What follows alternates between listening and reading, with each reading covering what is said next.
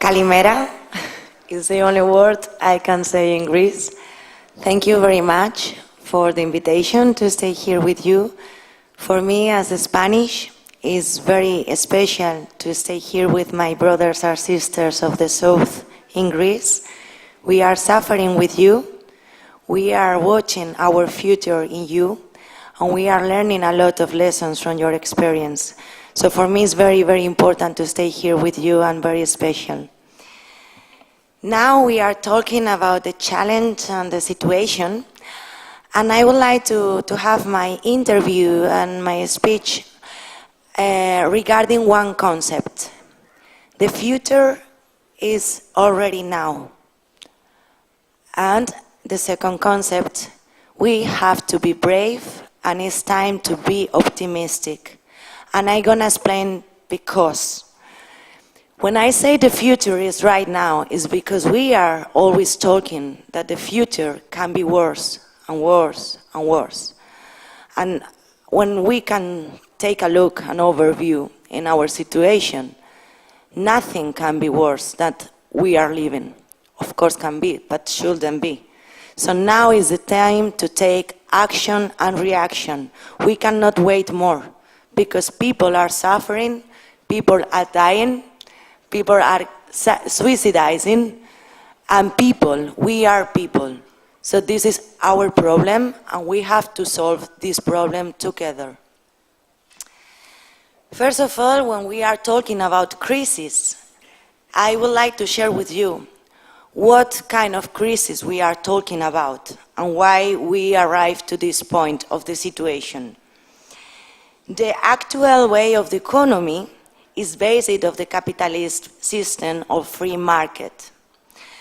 We have to analyze what is the aim of this system, what is the last meaning of this system. The reason for this system is just to have growth and profits, nothing else. There's not values, there's not humanity, it's just to have profit. This situation creates bubble in economics, unemployment, unequal wealth distribution, climate change and climate crisis, hunger, crisis of consume, crisis of identity, and at the end, the crisis of our big value and luxury, if I can say that in Greece, of democracy. All these crises are linked. It's not casual and it's not by coincidence. All these crises has one link together.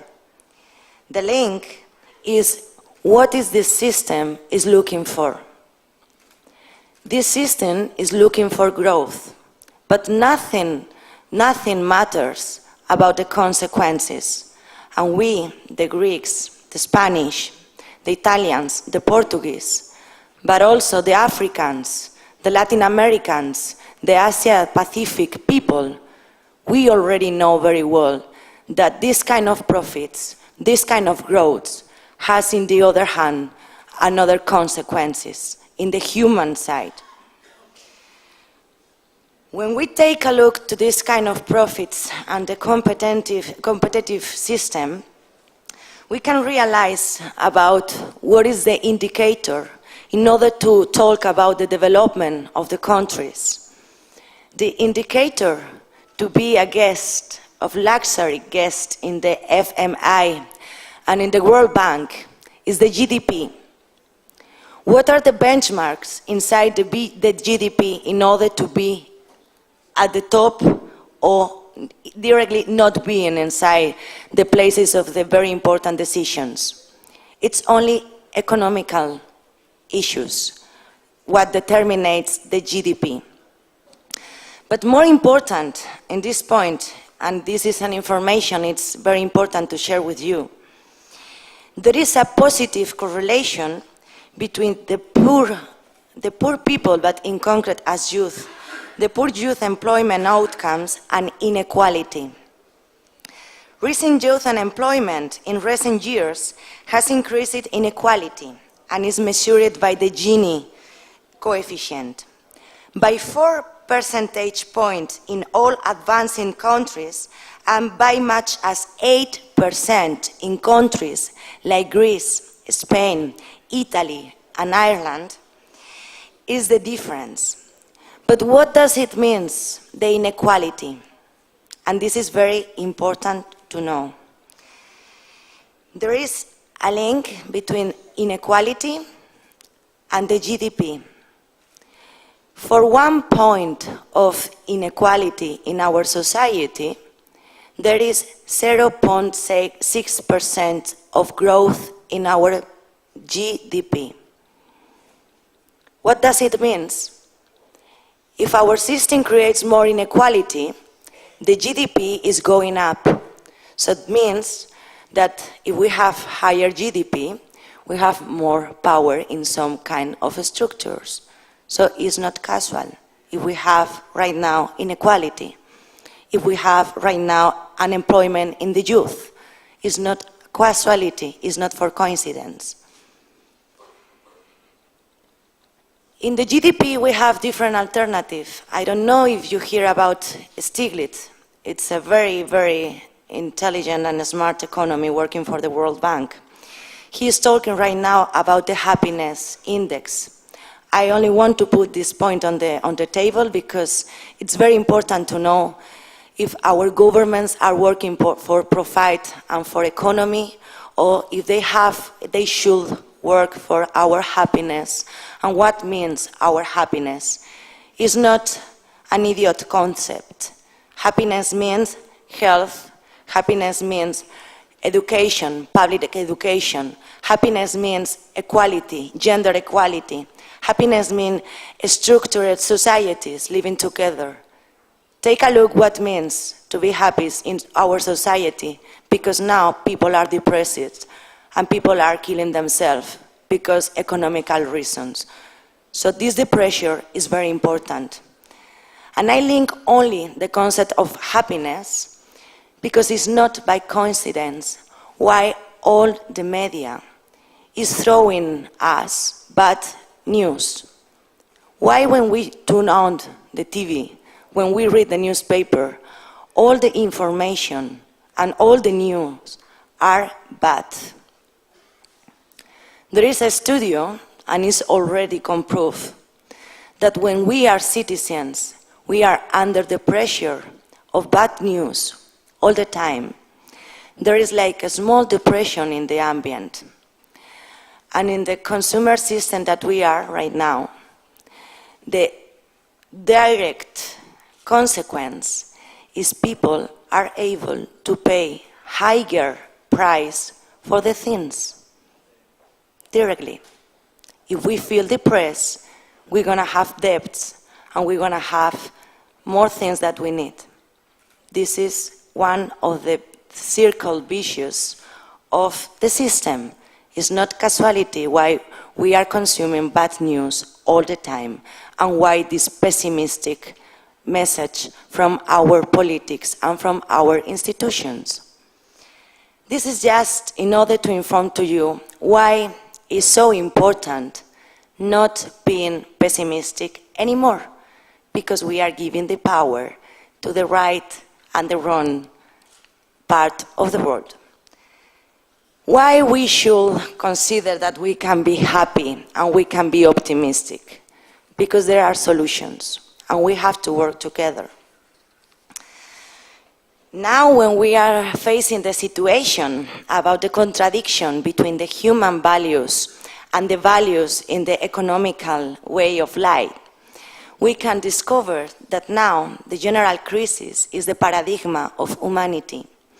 If we take a look what is working in our social relations, what really works is confidence, is to be close, is to be humans, is to be true, is to have values, ideals, and work for dignity. But when we take a look to this new neoliberal system, they always telling us that this is very idealistic and this is not true. We have to be pragmatic. We have to think with the head and not with the heart. What happens when we put out the heart and the soul to a person? We're going to have a zombie. Now we have a zombie as system. When we are talking about economy working for humans and non-humans working for economy, means that the system lost the soul, lost the heart, lost the human dimension.